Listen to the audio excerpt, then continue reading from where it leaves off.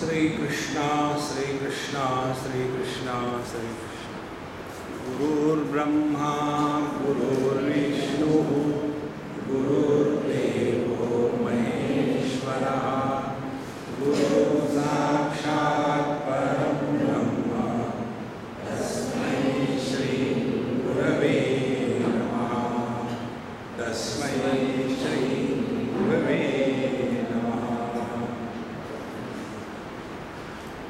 इस समय का विषय हमको बताया गया था किरण जी ने कि स्वामी जी शांति पर बात करो। ओम शांति शांति शांति। क्योंकि सबसे ज़्यादा आवश्यकता यदि किसी वस्तु की है तो वो शांति की है। हमने एक बार यहाँ चिंतन किया था, आप लोगों को याद नहीं होगा भगवान की कृपा से, और वो विषय था अशांति, शांति और प्रशांति। इन बातें अशांति माने क्या है इस पर व्याख्या करने की आवश्यकता नहीं, वो हमारा स्थायी भाव है। शांति तब मिलती है जब हम सोते हैं तो हमको भी शांति मिलती है और लोग भी शांत हो जाते हैं, चलो अच्छा हो गया 2 घंटे और सो। लेकिन तीसरी स्थिति है वो है प्रशांति। प्रशांति वो है जो अशांति से नष्ट नहीं होती और जो शांति से बढ़ती नहीं, वो है प्रशांति। और इसीलिए हर एक मंत्र के बाद ये आता है ओम शांति शांति शांति। और जब ये मालूम नहीं होता तो अंग्रेजी पढ़ने वाले इंडियन लोग क्या करते हैं, हर जगह में शॉर्टकट। जब से ये डिजिटल वर्ल्ड आ गया है हर जगह में शॉर्टकट। एक बच्चे ने माँ को कहा कि mom you gave me the ID, what about the password. नाम रखा तो उसको यूजर आईडी दे दी। तो बाप उसकी माँ ने कहा उल्टी सीधी बातें मत करो, I have not downloaded you, I have given you birth. तो ये जो शॉर्टकट इतना है। एक बार हम अफ्रीका में थे और की गुजराती लड़की, गुजराती घरों में हम बहुत रहते हैं और खूब ढोकला हमको मारते हैं ये गुजराती। तो जब हम वहाँ थे वो जा रही थी, कहीं जाते जाते दूर से कहते स्वामी जी JSK पर चली गई। हमने कहा JSK, तो उसकी जो दादी माँ थी वो परेशान। तो स्वामी जी पता नहीं आजकल के बच्चे क्या बकवास करते हैं। हमने कहा मम्मा बकवास नहीं, उन्होंने जय श्री कृष्ण ये JSK कहा है। इतना लंबा बोल कहेगा, हर एक आदमी भीड़ में इसी प्रकार से ओम शांति शांति शांति 3 बार कहने की क्या जरूरत है। तो फिर क्या करो, उसका प्लूरल बना दो, पीसेस। ये एक स्कूल के प्राइम मिनिस्टर, ये प्रिंसिपल ने मुझे कहा है, और बड़ी अच्छी स्कूल कलकत्ते की, और वहाँ की जो प्रिंसिपल थी और वो भी बड़े अच्छे खानदान घर की थी, और घर में कुछ काम तो होता नहीं इन लोगों को, तो फिर दुनिया को बर्बाद करो, इसीलिए वो प्रिंसिपल बन गई। और जब मुझे वहाँ बुलाया लेक्चर देने के लिए तो हमने कहा पहले आप लोग अपनी प्रार्थना करो। तो उस प्रार्थना में उन्होंने जो अभी तुषार ने कहा था ओम सहना भवतु, कई लोग कहते हैं सहना भवतु, अरे भवतु नहीं भवतु है। तो वो प्रार्थना करने के पश्चात ओम शांति शांति शांति। अब स्कूल के बच्चे ओम शांति शांति शांति। उसके बाद जब मैं प्रिंसिपल के साथ चाय पी रहा था तो मुझे कहती है स्वामी जी कई बार मेरे मन में ऐसा आता है कि ये प्रार्थना में 3 बार शांति करने की क्या जरूरत है, एक बार काफी है। ओम pieces, singular dual and plural case. तो हर जगह में एब्रीविएशन नहीं चलता। तो ये जो शांति शांति शांति हम कहते हैं, ये शांति है कहाँ? देखो, जिनके घर में शांति नहीं होती वो अपने बीवी का नाम शांति रख देते हैं। जिनके घर में शांति नहीं होती वो अपने घर का नाम लिख देते हैं, ओम शांति कुंज। पता नहीं यहाँ किसके घर का नाम होगा। वो इस दुनिया में सबसे श्रेष्ठ वस्तु यदि कोई है तो केवल शांति है। भगवद गीता के 2वें अध्याय में भगवान श्री कृष्ण कहते हैं, नास्ति बुद्धि अयुक्तस्य न चायुक्तस्य भावना न चा भावयत शांति अशांतस्य कुतः सुखम। जो व्यक्ति शांत रही है वो सुखी नहीं रह सकता। और हम पूरे जीवन में करते क्या है? केवल शांति के लिए ही प्रयत्न करते हैं और कुछ नहीं करते। एक अम्मा गए डॉक्टर के पास, डॉक्टर साहब मुझे रात भर नींद नहीं आती, क्या करूं, बहुत परेशान रहती हूँ। डॉक्टर ने कहा बैठो तो मेरी, बैठ के बताइए आप दिन भर क्या करती हूँ? सोती हूँ। अब उसकी परेशानी, मैं दिन भर सोती हूँ तो रात को क्या करूँ? देखो सबको, हम सोते इसलिए है कि हम दुनिया से परेशान हो चुके हैं। परेशानी किसकी है? बोझे की। हम पर बहुत बड़ा बोझा है। कोई भी बोझा सर पर हो तो आदमी कभी भी शांति का अनुभव नहीं कर सकता। देखो, ये माताएं जहाँ भी जाती है तो उनके कंधे पर होल्डा लटका होता है, उसको वो कहते हैं पर्स, होता है होल्डा, उसमें पूरा भारतवर्ष बैठता है। तो नेचुरली कंधा दुखने लग जाता है। जहाँ भी जाएंगे पहली बात क्या है कि ये पर्स को उतार के रख दो, बोझा। तो बोझे के उतारने के पश्चात जो अनुभूति आती है उसको शांति कहते हैं। अब देखो कितने बोझे हम ढो रहे हैं। पहला बोझा है इस दुनिया का। बोझा नंबर 1, मैं पति हूं। तो पति पर कौन सा बोझा है? पत्नी का। There is a mythological story where it is said Savitri fought with Yamaraj and got her husband back. Moral of the story: a husband cannot find freedom from wife.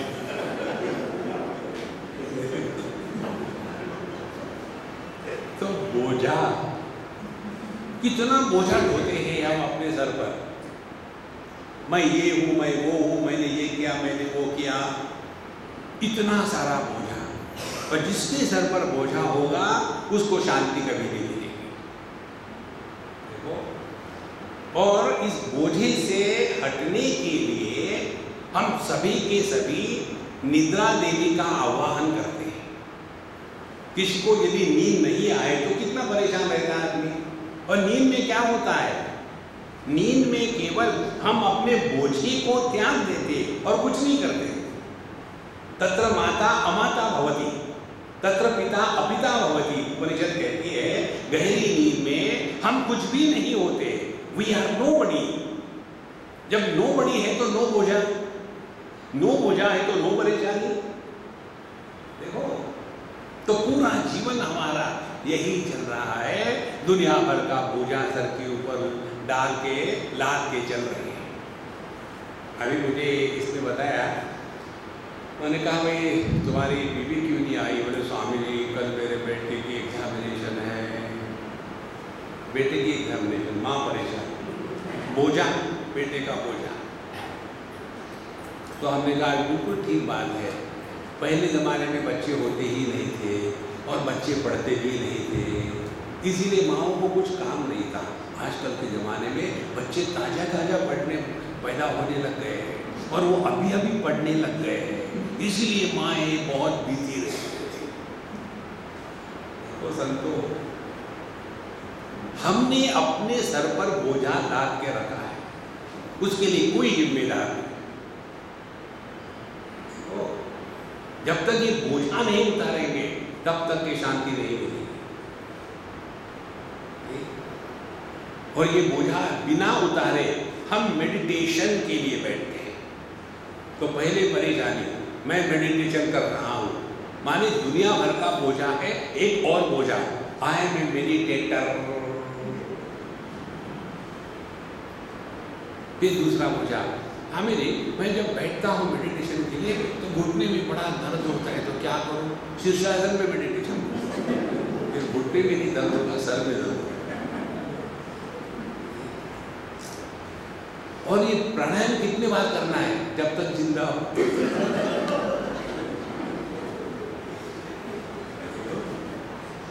माने बोझा कम है, मेडिटेशन का और बोझा लगा दिया। किसने बताया? अपनी समझदारी को ठीक करना है।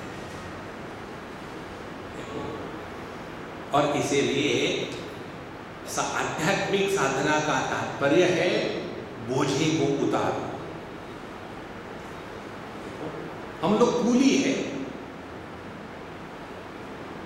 एक लड़के ने मुझे कल परसों पूछा, स्वामी जी मैं शादी करना चाहती हूँ, आपका क्या ख्याल है?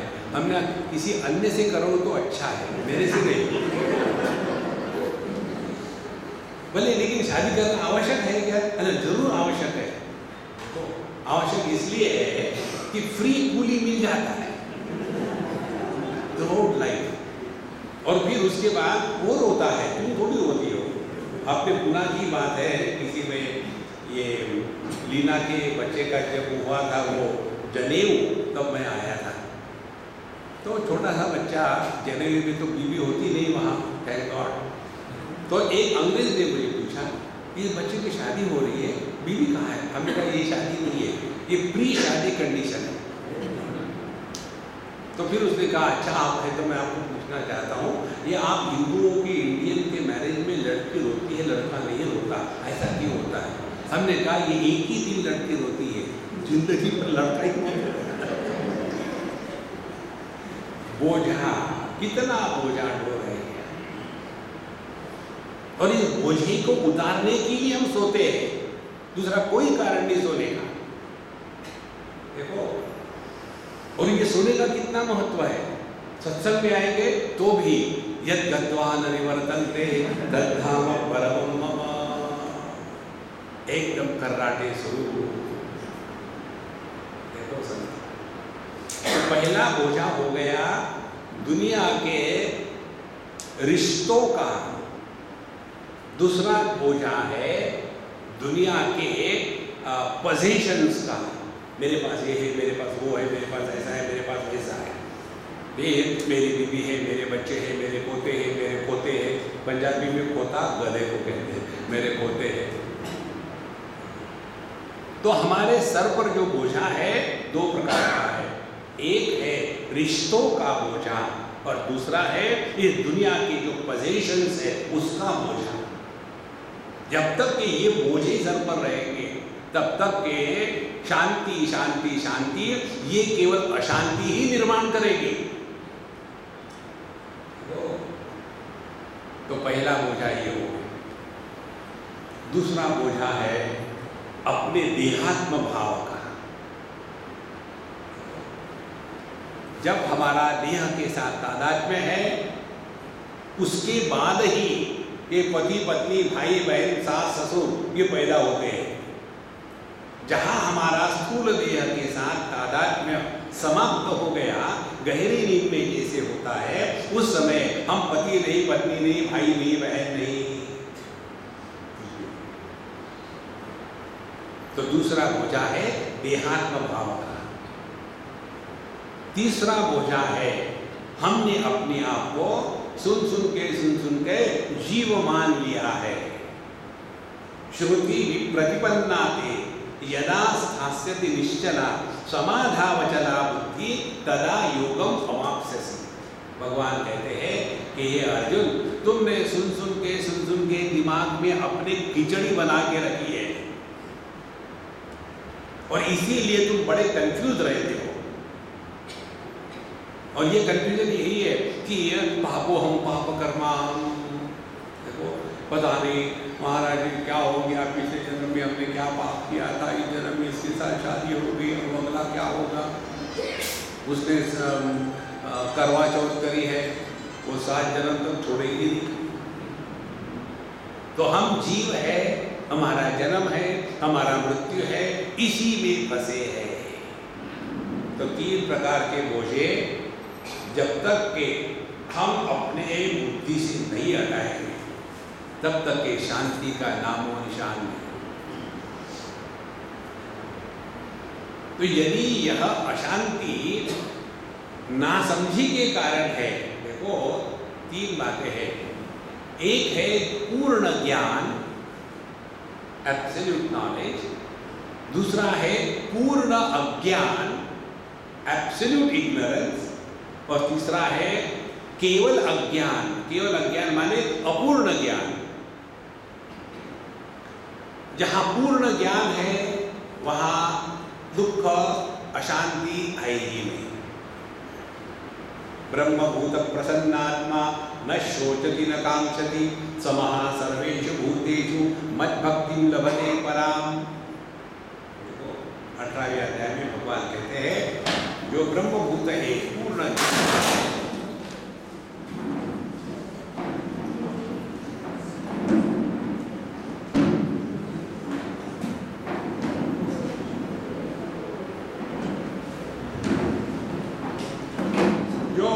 ज्ञानी है, उस ज्ञानी के जीवन में दुख का नामो निशान नहीं।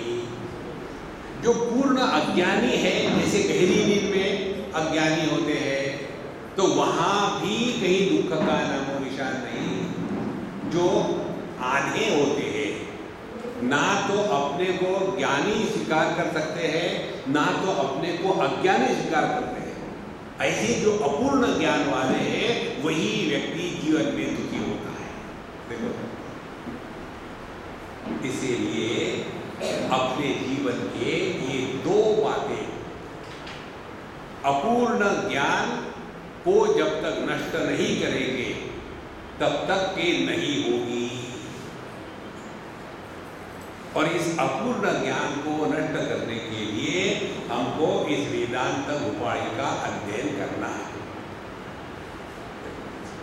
इस भूपाळी की कहानी आपको बताऊं, मैं आपको कहीं मिलेगी नहीं पुस्तक में।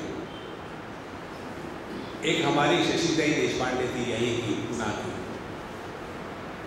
और एक बार उन्होंने मुझे कागज पर लिख के दिया था, कोई 8-10 इसमें हो गए हैं मराठी में। तो स्वामी जी ये मुझे कहीं मिला है, कोई बुढ़ाऊ अम्मा थी, मैं जब वहाँ थी तो वो सुबह उठ करके अपनी इसको कह रही थी। तो मैंने पूछा कि इसका मतलब क्या है, मुझे क्या मालूम, मैं तो कहती रहती हूँ, टाइम पास हो जाता है। तो जब उन्होंने मुझे दिया है तो मैंने पढ़ा, तो विचार तो वेदांत के थे, लेकिन उसमें अपूर्णता थी, पूरा विचार नहीं हुआ। तो फिर हमने उस पर जोड़ लगा करके एक उसका ग्रंथ बना दिया, और उस पर काफ़ी चिंतन हुआ ठाणे में। कई बार मुझे ठाणे में जाना पड़ता है, तो मुझे एक ने कहा स्वामी जी आपको भी ठाणे में जाना पड़ता है। तो हमने कहा आप जैसे लोगों के साथ रहने के बाद जरूरी हो जाएगा। तो वहाँ हमने इस ग्रंथ पर 22 प्रवचन दिए थे, 22, यहाँ 6 हो गए। तो उस 22 प्रवचनों को किसी को खुजली आई थी तो उसने लिखा, और फिर हमने इसको एडिट करके इसको पुस्तक का रूप दिया है। तो यहाँ हम आपको शॉर्ट में बताएंगे, और उसके पश्चात आप इसका चिंतन अध्ययन करने के लिए घर में जाकर के करते रहें। भूपाळी आप सबको पता है, क्योंकि आप महाराष्ट्र के रहने वाले हैं। सुबह सुबह उठ करके भगवान के सामने भूपाळी कहते हैं। असल में ये तो ऐसे ही लग रहा है, जब भी हम जाते हैं उठी उठी गोपाळ, अरे भगवान को हम जगा रहे हैं, भगवान सो रहे हैं और हम जगे हैं क्या? ये उल्टा है। देखो, भगवान को जगाने की कोई जरूरत नहीं, वो सोती ही नहीं कभी। तो वहाँ जा कर के सुबह उठाते हैं भगवान को, ये भगवान उठ जाओ, सब लोग आ गए हैं तुम्हारे दर्शन के लिए, रुक रहे, नहीं नहीं मैं सोना चाहता हूँ। तो भूपाड़ी सुबह गा करके जगाने की जो प्रक्रिया है उसको कहते हैं भूपाड़ी। यहाँ गुरु महाराज ने अपने शिष्य को जगाया है। देखो, शिष्य वो है वो सोता है, गुरु वो है जो सोता नहीं।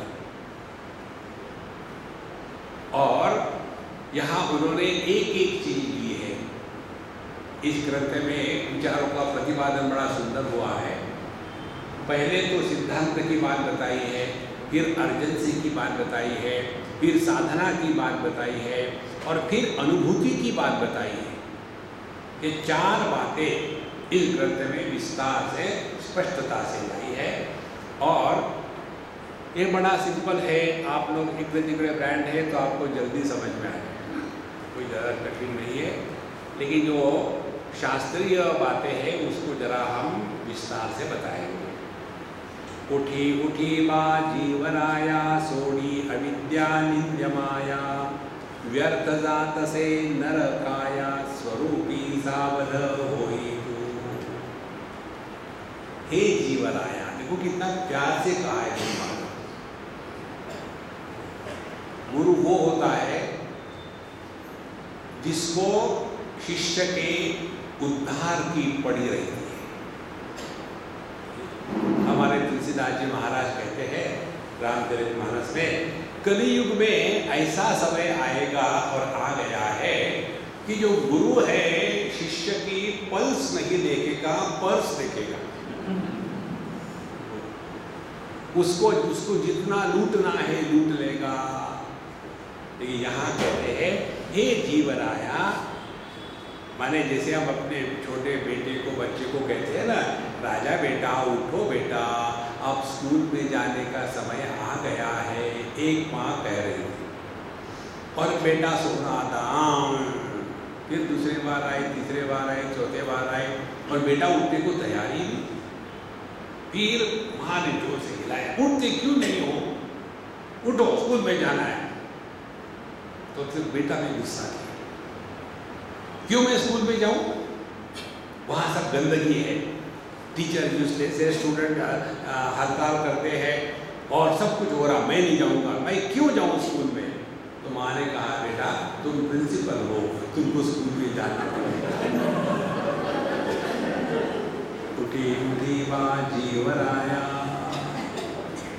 अब इस स्कूल का प्रिंसिपल ऐसा हो जिसको उठाना पड़े, इस स्कूल का क्या हाल होगा। तो उठने का कारण बताते हैं। और उठना माने क्या, नींद से उठने का तात्पर्य सोड़ी अविद्या। देखो, अविद्या का तात्पर्य, अज्ञान का तात्पर्य ज्ञान का अभाव नहीं। ध्यान से सुनना, ज्ञान का कभी अभाव नहीं हो सकता। वो सूक्ष्म बात है, सत, चित और आनंद। ज्ञान का यदि अभाव हुआ तो उस अभाव का प्रकाशक कौन हो सकता है। ज्ञान अभावात्मक हो ही नहीं सकता। उसी प्रकार से शांति भी अभावात्मक नहीं होती। देखो, काम के अभाव को शांति कहते हैं, क्रोध के अभाव को शांति कहते हैं, लोभ के अभाव को शांति कहते हैं, मद के अभाव को शांति कहते हैं, मात्सर्य के अभाव को शांति कहते हैं। तो काम, क्रोध, लोभ, मोह, मद, मात्सर्य, इनके अभाव को शांति कहते हैं। इसका तात्पर्य ये नहीं है कि शांति अभावात्मक है।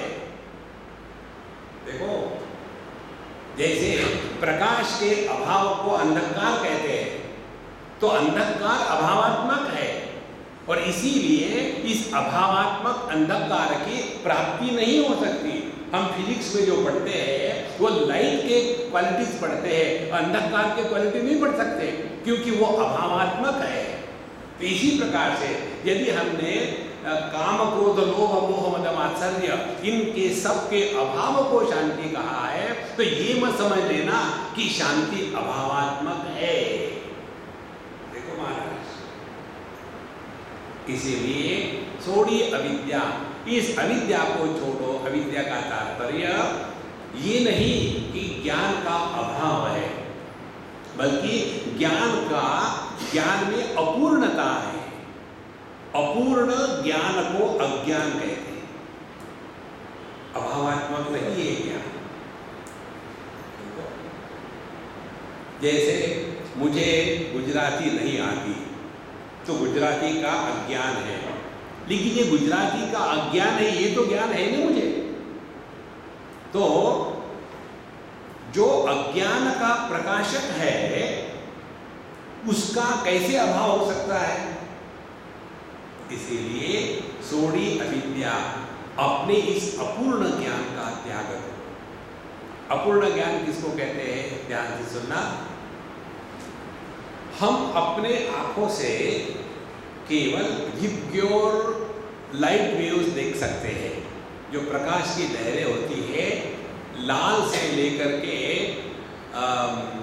पर्पल तक के जो इंद्रधनुष के साथ रंग है, विब्ग्योर जिसको अंग्रेजी में कहते हैं, वायलेट से लेकर के रेड तक के, उतने ही रंग हम अपने आंखों से देख सकते हैं। उसके परे हमारी आंखों की पहुंच नहीं है। जैसे एक्सरे, गामा रे, बीटा रे, जीटा रे, जो भी रे हो, सत्यजीत रे, बाप रे बाप, कितने रे, रेओ का कुछ कम नहीं है, रेयान। तो ये जितने भी बाकी के रे हैं, वो रे हमको अपने आंखों से नहीं दिखते।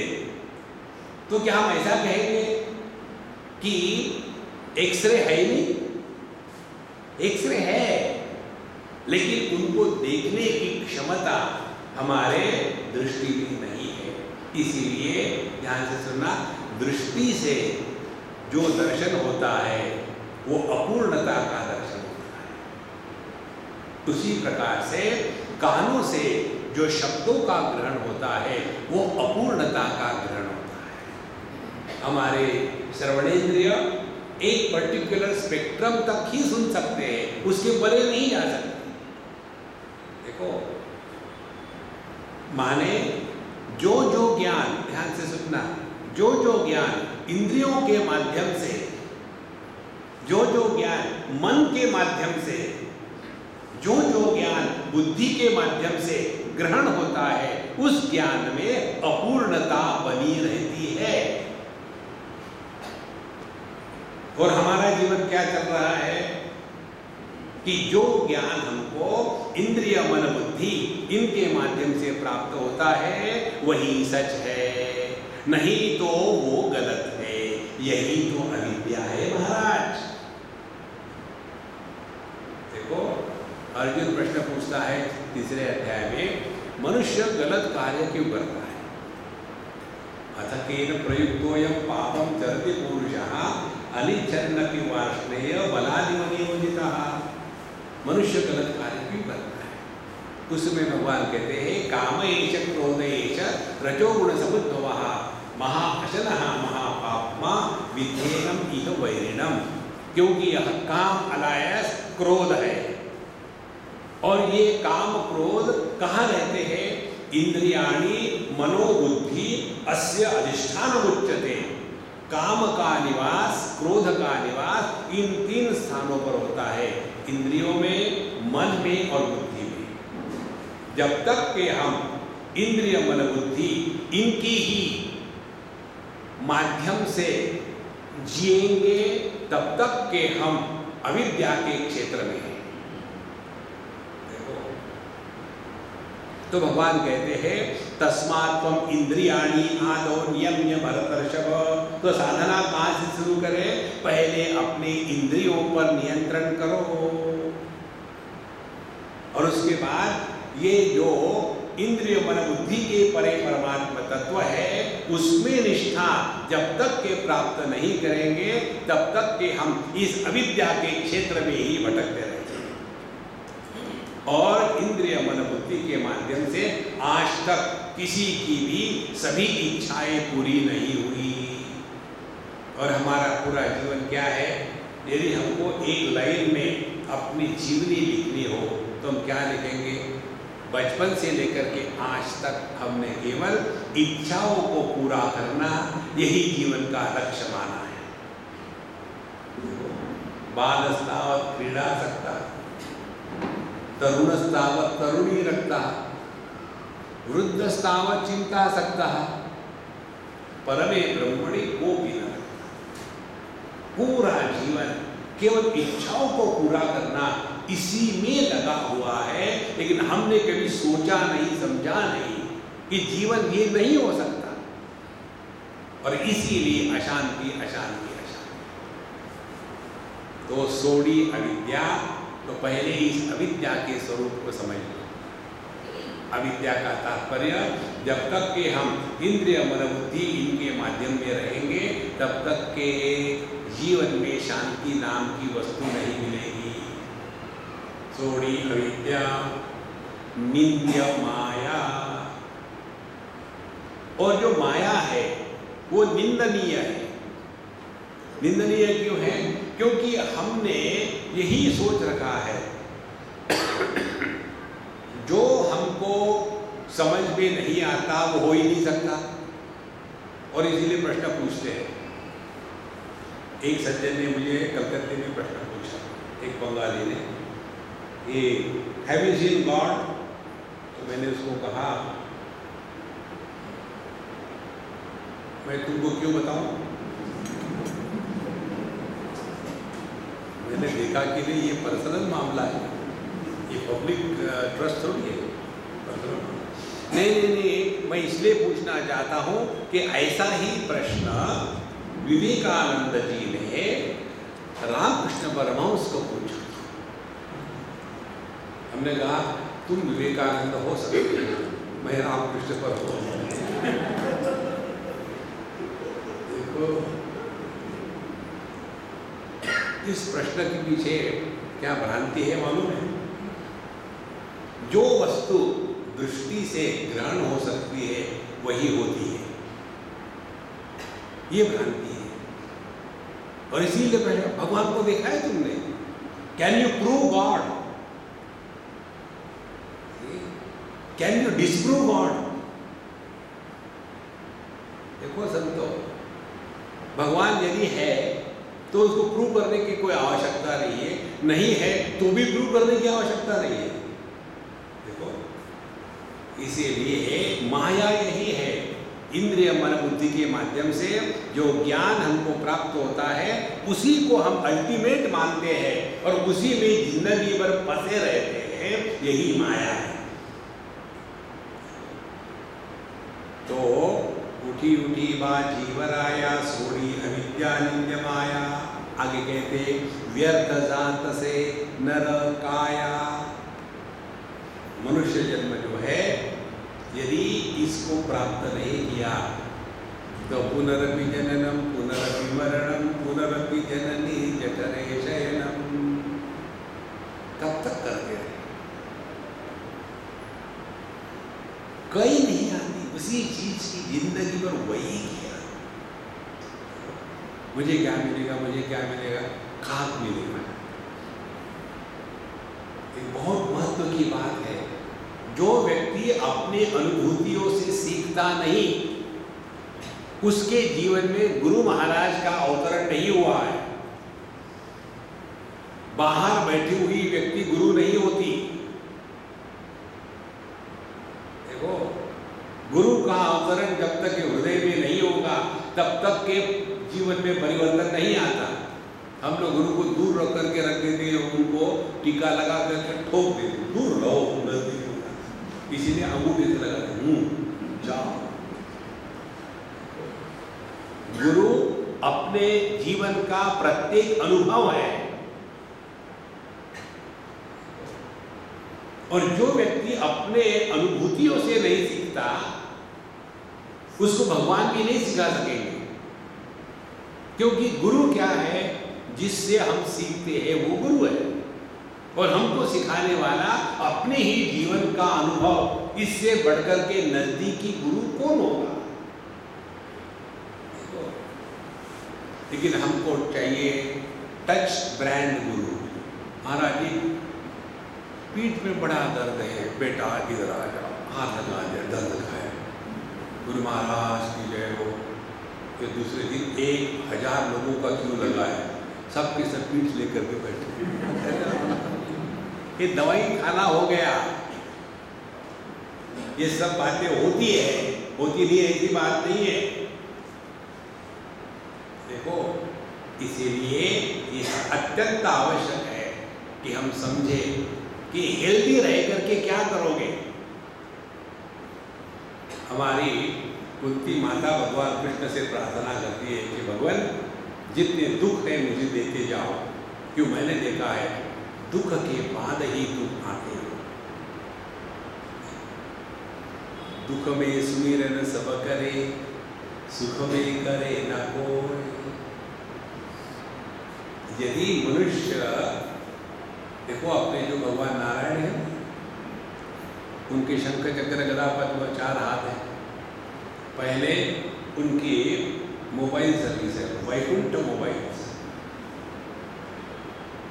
वो फोन करते हैं, लेकिन उनको हमेशा वही मैसेज मिलता है, the number that you have dialled is out of reach. फिर हम क्या करते हैं, हम फ्रस्ट्रेट होकर के एसएमएस भेज देते, कब तो पढ़ेगा। लेकिन भगवान ये नहीं करते, उनके एक हाथ में, यदि उनके मोबाइल को आपने जवाब दे दिया तो दूसरे हाथ में गदा है। और थैंक गॉड भगवान साउथ इंडियन नहीं है, नहीं तो वो गधा पकड़ते। साउथ इंडिया में, केरला में त थ द ध न, इसमें कोई फर्क नहीं है। सो ओम गधाधराय नमः, जिसने हाथ में गधे को पकड़ के रखा है उसका नमस्कार। तो भगवान हाथ में गधा लेकर एक लगाते ही कसते, ओ गॉड। तो जब दुख आता है जीवन में तो समझ लेना हमने भगवान के मोबाइल फोन को रिप्लाई नहीं किया था। और कई ऐसे होते हैं कि स्विच ऑफ करके भूल जाते कि मेरा फोन है। फिर ऐसे लोगों को भगवान तीसरा टेक्निक इस्तेमाल करते हैं, काल चक्र, पुनरपि जननम पुनरपि मरणम पुनरपि जननी जठरे शयनम। और जिन्होंने पहला ही कॉल सुन लिया भगवान का, पहला कॉल किसने सुना था दुनिया में? तुलसीदास जी। कथा आती है, तुलसीदास जी बचपन से कभी भी उनको उनके जीवन में स्त्री का संपर्क नहीं था, माँ नहीं, दादी नहीं, बहन नहीं, कुछ नहीं। और बाबा जी के साथ बड़े हुए, बड़ा अध्ययन किया, रामायण 108 बार उन्होंने सुना अपने गुरु से, और फिर प्रवचन सत्संग करने लग गए। तो एक ने देखा कि ये अच्छा लड़का है, इसके साथ शादी करा दे, तो वो उसकी शादी हो गई। पहले बार उनके जीवन में स्त्री आई पत्नी के रूप में, बहुत ही आकर्षक। एक बार जब वो आ रहे थे कथा करके वाराणसी में, बड़ी बारिश हो रही थी, गंगा जी बह रही थी। तो ये हिंदी सिनेमा के हीरो के जैसे एक मुर्दा बह के जा रहा था, उसके ऊपर बैठ करके क्रॉस करके गए और पीछे से जा करके खिड़की से कूद करके पत्नी के कमरे गए। हाँ, तुम्हारे लिए मैं आ गया। तो वो पत्नी ने कहा, तुमको शर्म नहीं आती? इस मांस हड्डी के देह के लिए इतने पागल होकर के तुम आ रहे हो। इतने ही पागल यदि राम के लिए हो जाओ तो भगवान राम दर्शन देंगे। ये डायलॉग कितने पत्नियों ने कितने पतियों को कहा होगा, और कितने तुलसीदास बने और कितने देवदास बने।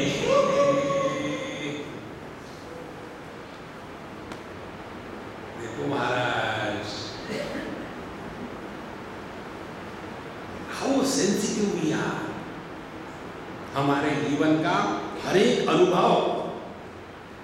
हमको अपने पास ले जाता है। अरे लेकिन हम अपने अनुभूतियों से सीखते ही नहीं। बाहर जाके पूछेंगे महाराज ऐसा हो गया, मेरी मेरी भाग गई, मैं क्या करूं? महाराज कहेंगे टेक्निक मुझे भी बताओ। मैं भी तंग आ गया हूं, तुमने क्या किया? नारायण सोड़ी अविद्या निंदे माया, व्यर्थ जात से नरकाया। वो आहार निद्रा भय मैथुनंच, 4 बातें सामान्य है मनुष्य में और जानवरों में।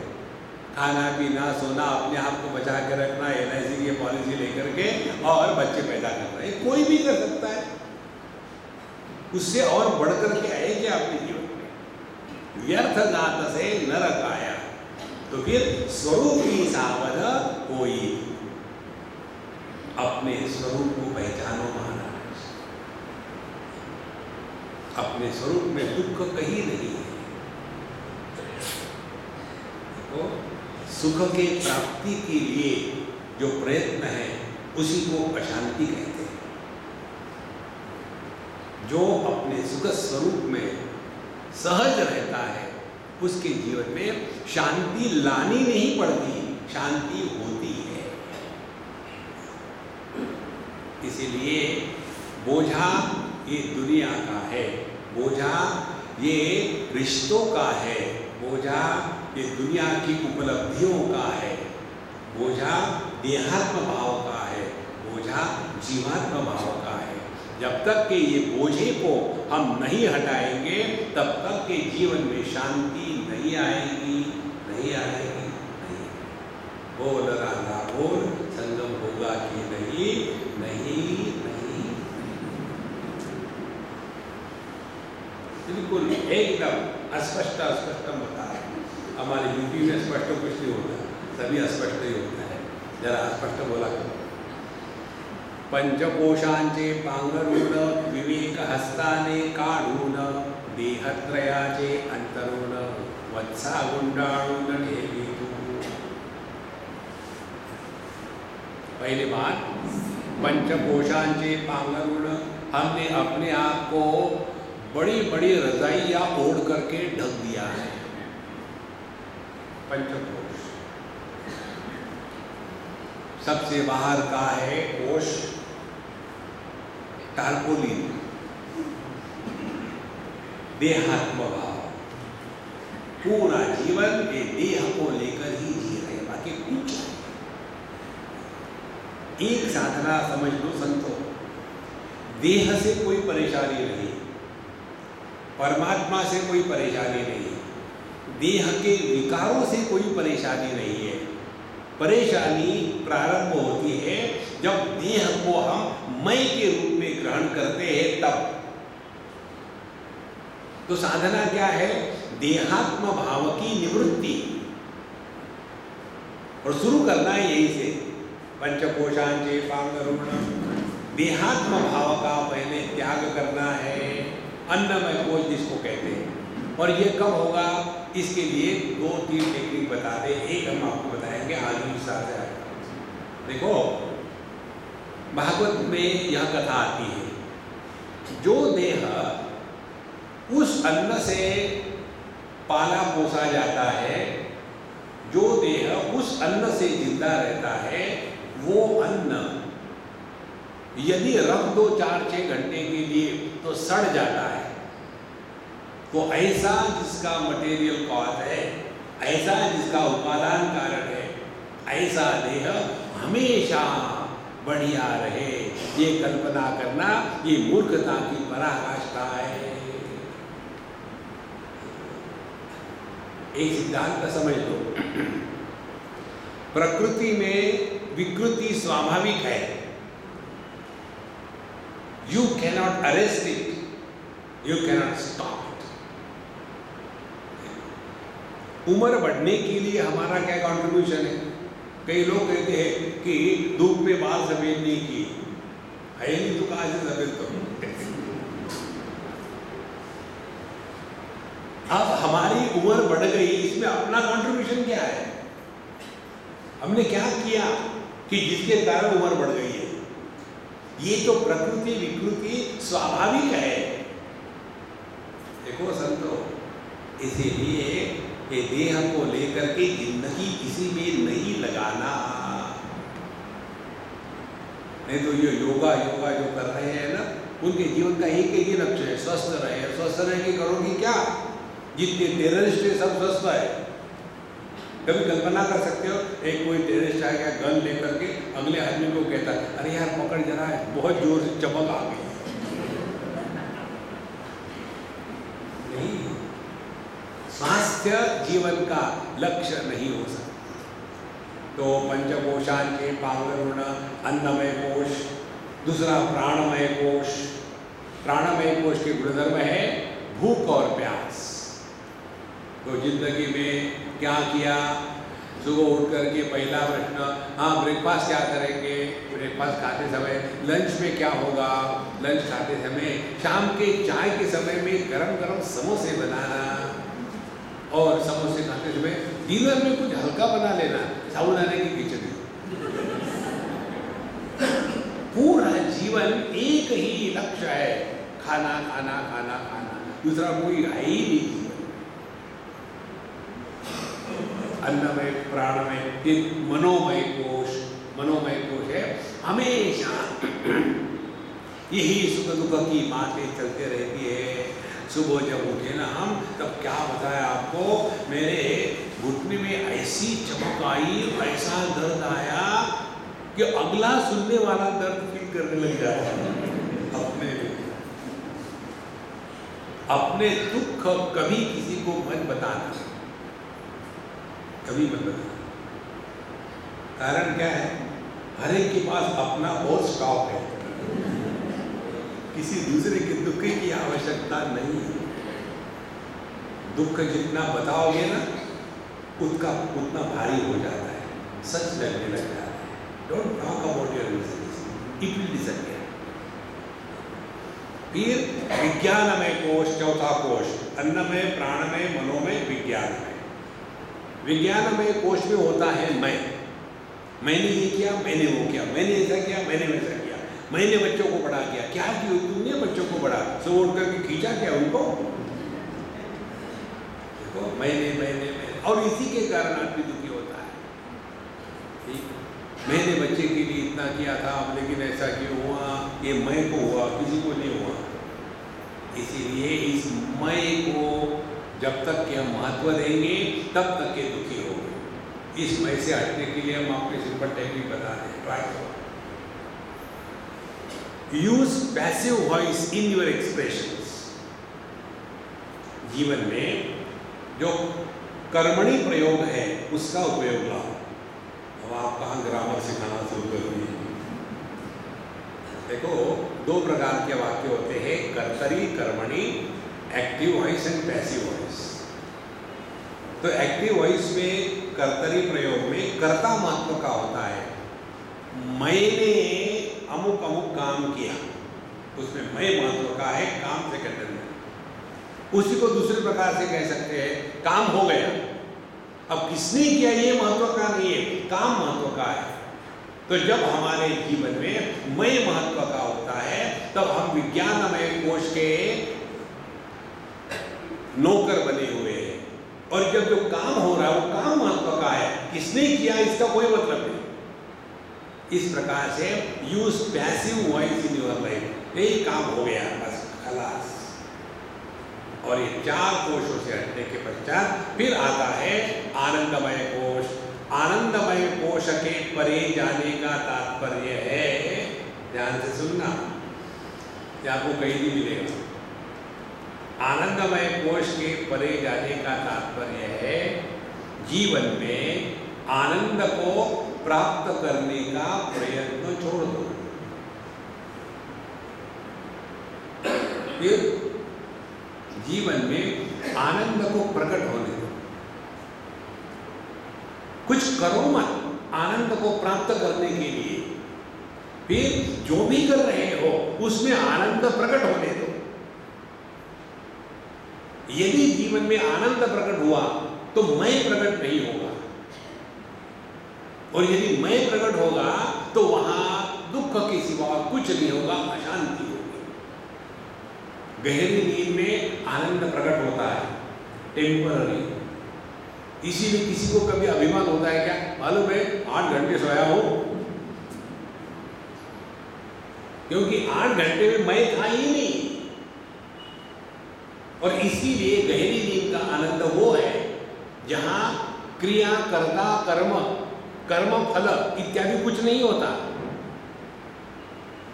देखो, इसीलिए पंचकोशांचे पांडुरूण, ये 5 कोशों को हमने अपने आप पर ओढ़ करके खर्राटे मार रहे हैं।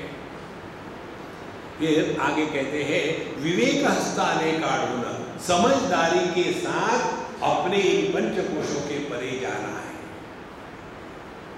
विवेक का तात्पर्य समझदारी। ना समझी से जब हम जीते हैं तो दुराग्रही हो जाते हैं। खाएंगे तो खूब खाएंगे, नहीं तो बिल्कुल नहीं खाएंगे, क्योंकि इतना उपवास करेंगे कि सबका असर खाने लगेंगे। इसीलिए सिंपल टेक्निक है, पेट को भर के रखो, दिमाग को खाली रखो और मौज में रखो। ये जितने भी उपवास करने वाले होते हैं ना, स्वयं तो दुखी रहते ही है क्योंकि भूख लगी है, दूसरे को नहीं खाने देते, पता नहीं कितना खाता है, और तुम भी खाओ ना। इसीलिए विवेक हस्ताने काढ़ून, शरीर को इतना कष्ट मत दो। बिल्कुल, कहीं किसके घर गया था मैं, वो लड़की, आजकल लड़कियां इतनी बेवकूफ हो गई है, एकदम हड्डी के ऊपर में डायरेक्टली चमड़ी, बीच में का मांस गायब। क्या है? फिगर। अरे फिगर थोड़ी है ये तो फिगर दिख रही है, फिगर नहीं दिख रही है। खूब डट के खाओ, खाते पीते घर के होने चाहिए। विवेक हस्ताने काढ़ून। फिर देहत्रयाचे अंतरूण। अब ध्यान से सुनना, बहुत सूक्ष्म विचार है। वेदांत की साधना हमेशा अपने पर लागू करनी है, अन्य पर नहीं। अपने साथ जीना है तो वेदांत, दुनिया के साथ जीना है तो प्रेम, तब जाकर के बैलेंस बना रहेगा। नहीं तो दूसरा आदमी बीमार है और उसको कहना क्या फर्क पड़ता है, देह तुम नहीं हो तो वो बेचारा मर रहा है, ये तुम अपने पर लगाओ, दूसरे पर नहीं। एक बार हमने ऐसा ही किया था। एक हमारे काका थे, गुजराती काका, मुंबई की बात है, वो हमको ले गए, स्वामी जी हमारे एक मित्र है, वो बीमार है, जरा आप आइए। हम गए, उनको हार्ट अटैक आया था। तो हमने कहा काका कॉन्ग्रेचुलेशन। तो उन लोग का ये कैसे कॉन्ग्रेचुलेशन? हमने कहा आपको हार्ट है इसीलिए हार्ट अटैक आया, इसीलिए कॉन्ग्रेचुलेशन। हाँ हाँ हाँ वो करके निकल गए। फिर वो हमको मिलने आए और उन दिनों में हमको माइग्रेन होता था, हालत सब होता था। हम बड़े तड़प रहे थे, बहुत ज़बरदस्त तड़प रहे थे। हमने कहा अभी अभी बात मत करना, अब हम बहुत दुखी है, 1 घंटे के बाद 2 घंटे के बाद आना। बोले हम नहीं जाएंगे, कॉन्ग्रेचुलेशन। हमने कहा कॉन्ग्रेचुलेशन, मेरा सर फट रहा है। बोले आपको याद है जब आप आए तो आपने क्या कहा? हमने कहा महाराज सर आपका था या मेरा था, और दिल आपका था या मेरा था? दिल तुम्हारा था, सर मेरा है। समस्या वहीं से प्रारंभ हो जाए। वेदांत अपने पर लागू करना है, दुनिया पर नहीं। और इसीलिए ये बताने के लिए 2 प्रकार से शास्त्रों में विचार आते हैं, जिनको पंचकोश कहते हैं उसी को 3 देह कहते हैं। अन्नमय कोश और स्थूल देह एक है, आनंदमय कोश और कारण देह एक है, और ये जो 3 कोश है, प्राणमय, मनोमय और विज्ञानमय, इन 3 कोशों को मिलकर के जो बनता है उसको कहते हैं सूक्ष्म देह। ये 2 प्रकार से बताने का तात्पर्य, पंचकोशों का विवेक करके अपनी साधना करें और जगत के साथ व्यवहार करते समय ये 3 देहों का प्रसंग आता है। तो जब हमारा स्थूल देह के साथ तादात्म्य होगा तभी जागृत पुरुष पैदा होगा, तभी जाकर के पति पत्नी भाई बहन इत्यादि निर्माण होंगे। तो उस समय यही समय लेना है, जगत के साथ जैसा व्यवहार करना है वैसा व्यवहार करो, लेकिन अपनी जो बैठक है वो अपने स्वरूप में बनाए रखो। व्यवहार में जो आवश्यकता है करना ही। इसीलिए ये 3 देह है, इसमें हम सोए हुए हैं। तो अन्नमय कोश में स्थूल देह यही हमारा बिस्तर है, अंतरुण, उसी पर बैठे लेटे पड़े। पहले ज़माने में ऐसा होता था ना, सभी घरों में जब सुबह हो जाती थी तो वो बिस्तरों को लपेट करके एक जगह में ऐसी उसकी तय बना देते थे और फिर दिन भर में बिस्तर नहीं खुलता था। और अभी बिस्तर 24 घंटे वेट कर रहा, आ जाओ आ जाओ। इसीलिए जहां टाइम मिला हो गए खड़े खड़े। तो देहत्रयाचे अंतरुण, तो 3 प्रकार के जो अंतरुण माने बिस्तर है। पहला बिस्तर ये है देहात्म भाव से जीना, इसका त्याग कर दे। दूसरा जीवात्म भाव से जीना, इसका त्याग कर दे। और तीसरा आनंदमय कोश या कारण शरीर जो, इसका त्याग करना माने, ध्यान से सुनना, कार्य कारण के परे चले जाना। कार्य कारण मिथ्या, don't get lost into cause and effect. ऐसा क्यों हुआ है ना, अब इसको ठीक करो बस। क्यों हुआ क्यों हुआ। एक बार हम चाइना गए थे और इसके यहाँ गए तो वो लोग इंडियन सब चीज़ के बारे में बड़े आकर्षित थे। हम जब गए तो बोले Swami ji we want to keep the names of our children Indian names, आप बताओ क्या नाम होंगे। और वो थे मिस्टर मिसेस हुआ, तो जुड़वे हुए थे। हमने कहा जो हुआ सो हुआ।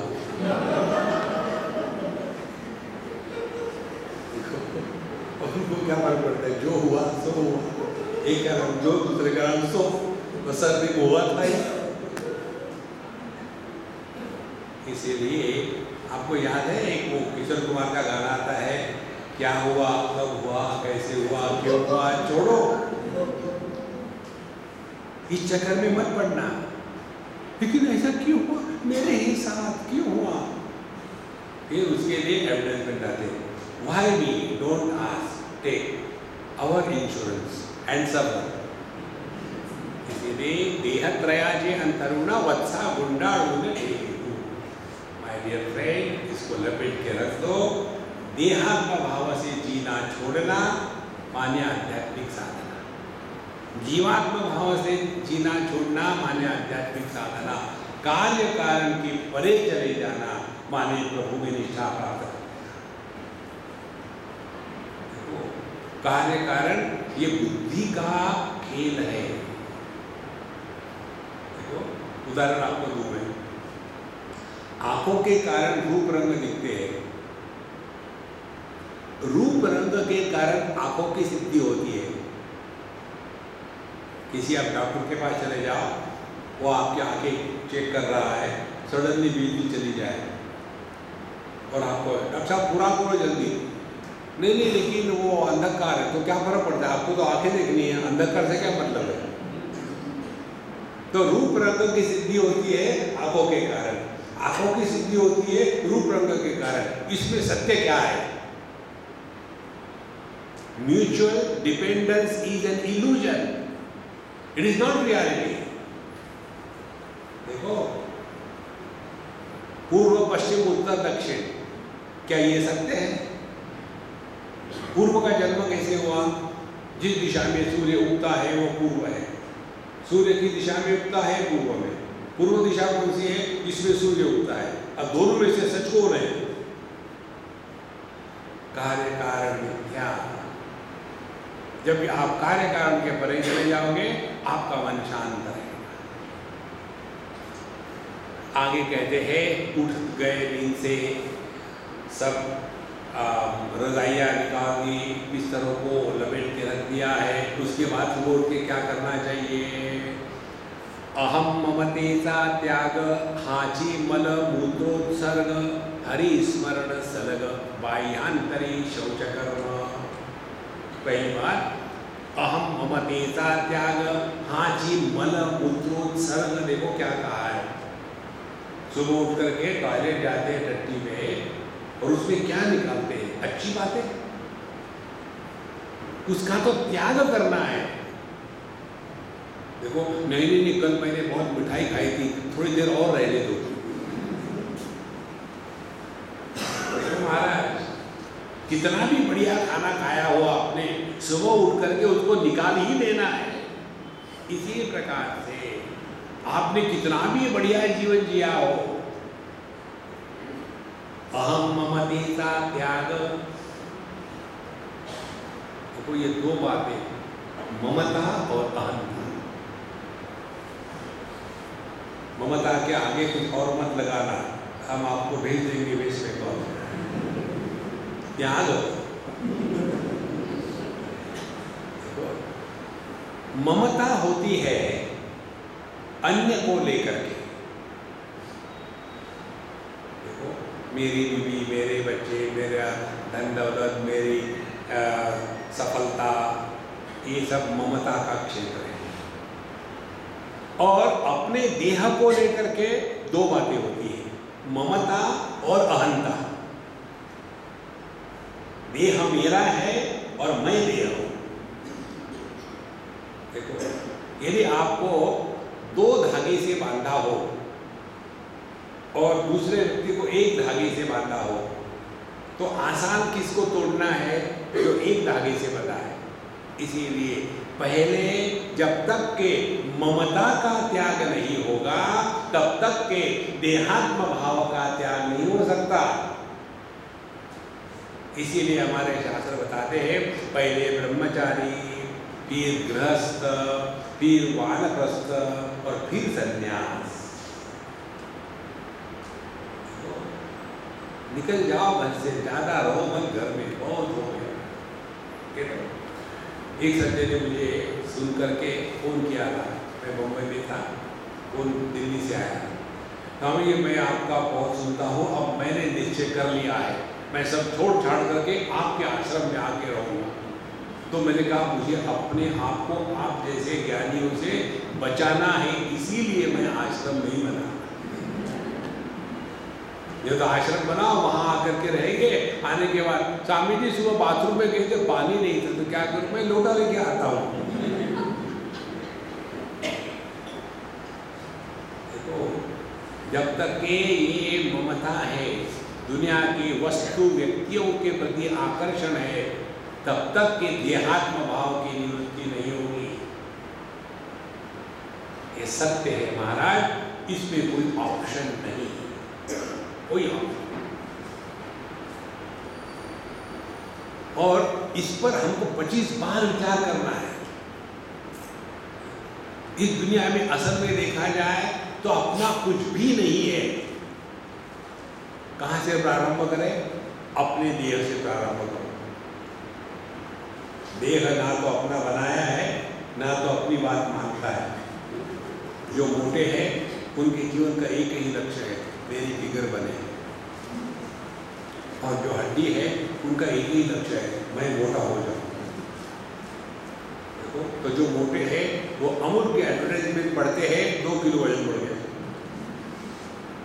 और जो हड्डी वाले हैं उनको पूरी भैंस खिला दो तो भी वो डाइजेस्ट कर जाते हैं. हड्डी के ऐसा देह जो ना तो मैंने पैदा किया है, ना तो मेरी मानता है, वो देह मैं हूं. और हम अपने आप को बड़े ज्ञानी समझते हैं. केवल मजाक के लिए ट्राई करके देखो, मजाक के लिए कि मैं देह नहीं हूं, इसका क्या अनुभव होगा, ट्राई करो. इसको कहते हैं आध्यात्मिक साधना.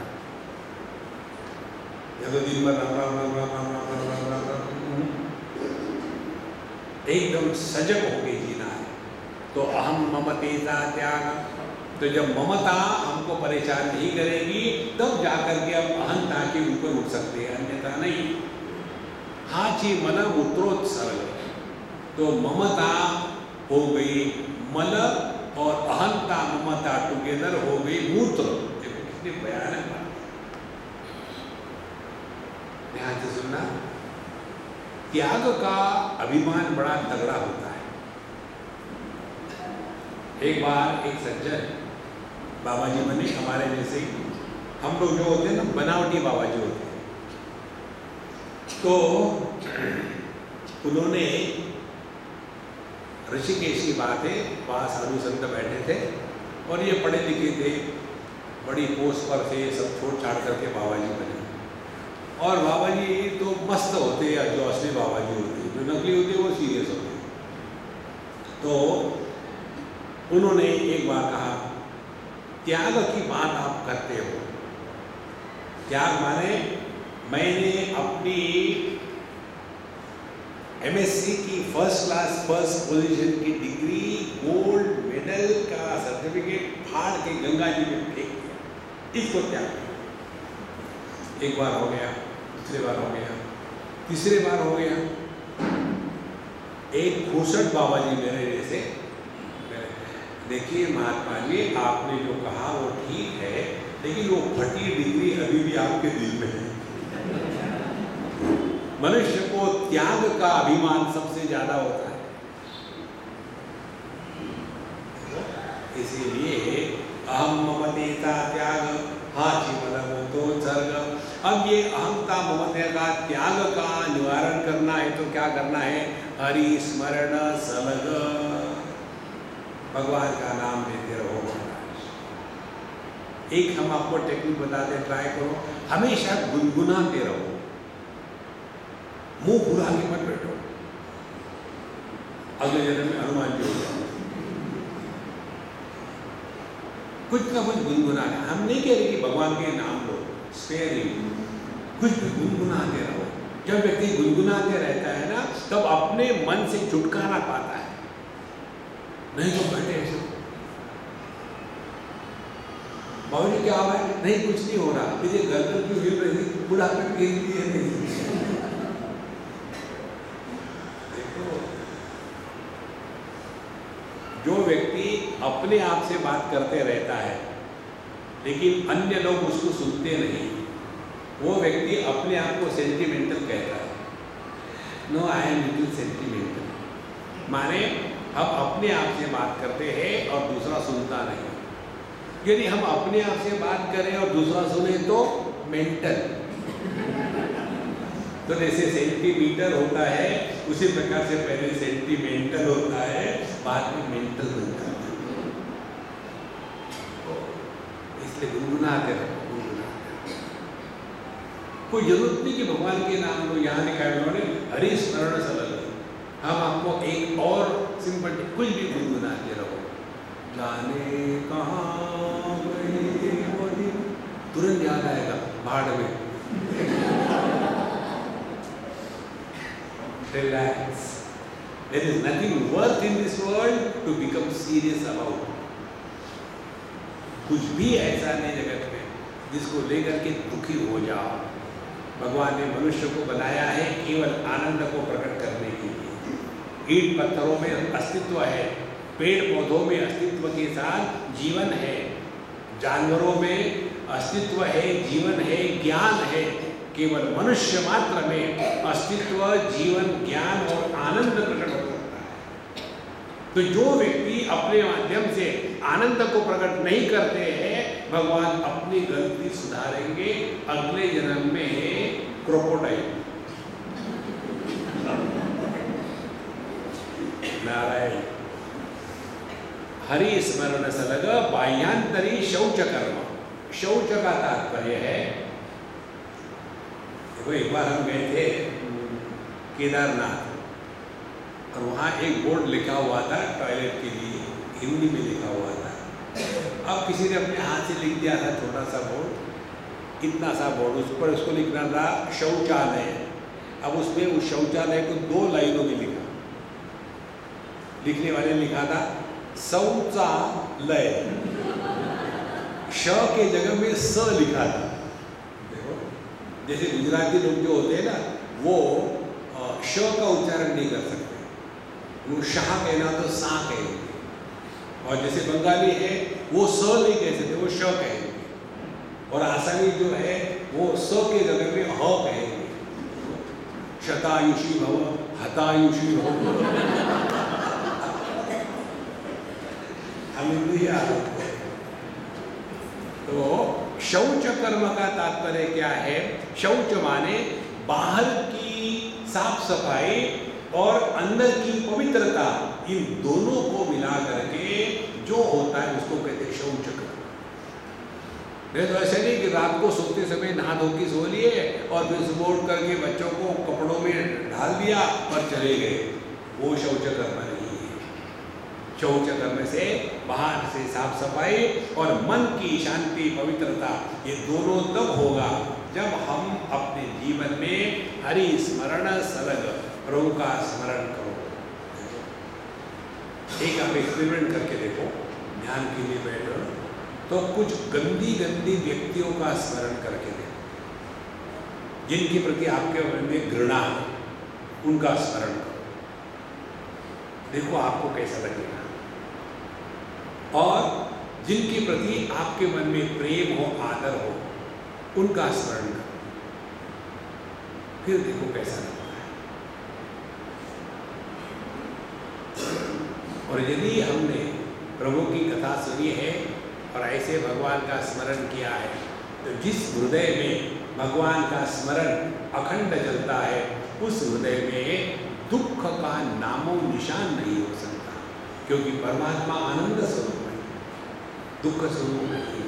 जो कहते हैं भगवान पर हमारी विश्वास है, श्रद्धा है और दुखी है और चिंता करते हैं, वो भगवान के भगत नहीं है।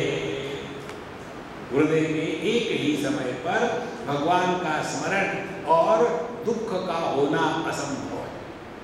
हरि स्मरण सलग बाह्यांतरी शौच कर्म, निंदेने मुख कडवट, झाले असे अतिवाईट, हरि नाम जले चौकट, वत्साधूर गाढ़ी को।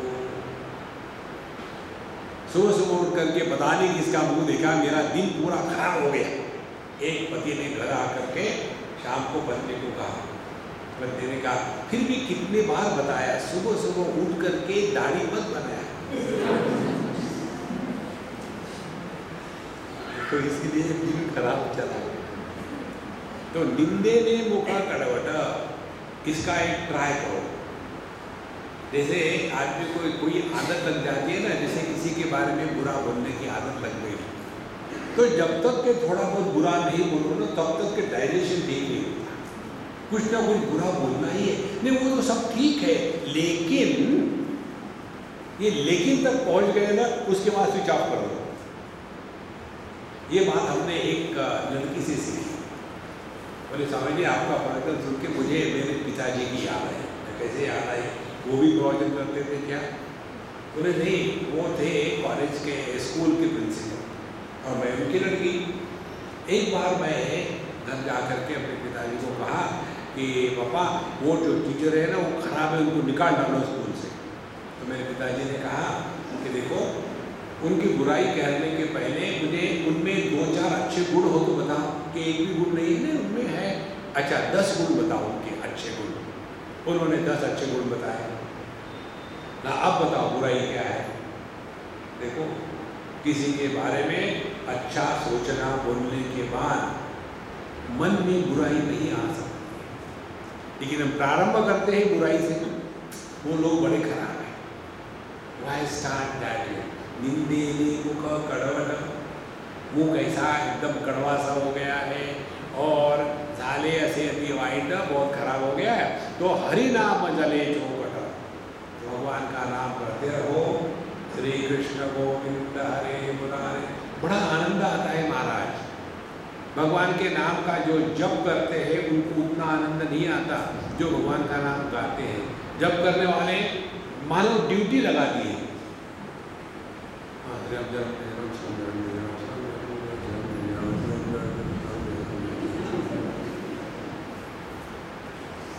और फिर उसमें बड़े परेशान रहते हैं, आज माला पूरी हो ही नहीं पाई, पता नहीं मेरे भाई बैठी है। ऐसा मत करो, भगवान का नाम आयुर्वेद की दवाई के जैसा मत लेना। आयुर्वेद की दवाई कैसे लेते हैं? मुंह में डाल करके एक गिलास पानी पी लो, उसकी टेस्ट कौन देना चाहता? आयुर्वेद की दवाई। आपको बताया ना, आयुर्वेद का ये सिद्धांत है, आपको ऐसी कड़वी दवाई पिलाएंगे कि अगला डोज लेने से बचने के लिए पेशेंट कहता है मैं ठीक हो गया। ठीक भी कुछ नहीं होता, तब दवाई पता देते। तो भगवान का नाम हमको आयुर्वेद की दवाई के जैसे नहीं लेना है। भगवान का नाम कैसे लेना है? जैसे चॉकलेट खाते हैं, चॉकलेट कोई आदमी ऐसा खाता है कि नहीं, घंटे भर मुंह में रहता है। देखो, इसीलिए भगवान का नाम बड़े टेस्ट से लो। ओम श्री राम जय राम जय जय राम। ओम श्री राम जय राम जय जय राम। ओम श्री राम जय राम जय जय राम।